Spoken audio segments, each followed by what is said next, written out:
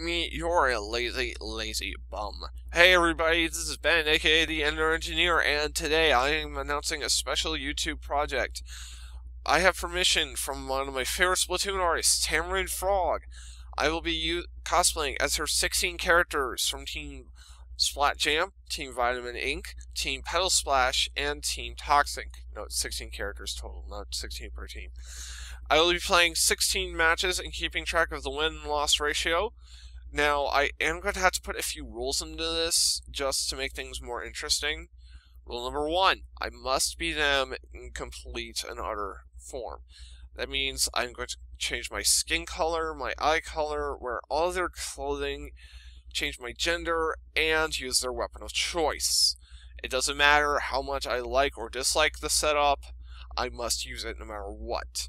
Rule number 2, I must leave the room after every match. This is to keep things more fresh and interesting. No pun intended, or you know what I mean. Anyway, sorry. Rule number 3, I believe. I am going to try and keep it between 8 maps per rotation. I don't want it to be just like the same 2 maps over and over. So it makes things more interesting. This is the most touchy of all, though.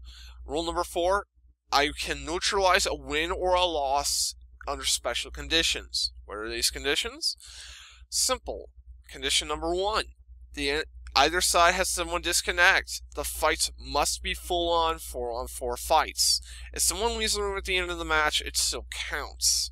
If it happens before and in the middle, I am counting that as an instant neutralized. Condition number 2, a squid party happens. Like, seriously, don't do that! I hate that.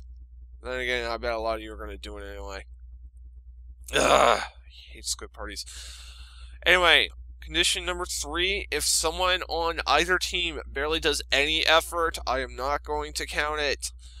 This is probably the most touchy of all due to how it could be interpreted.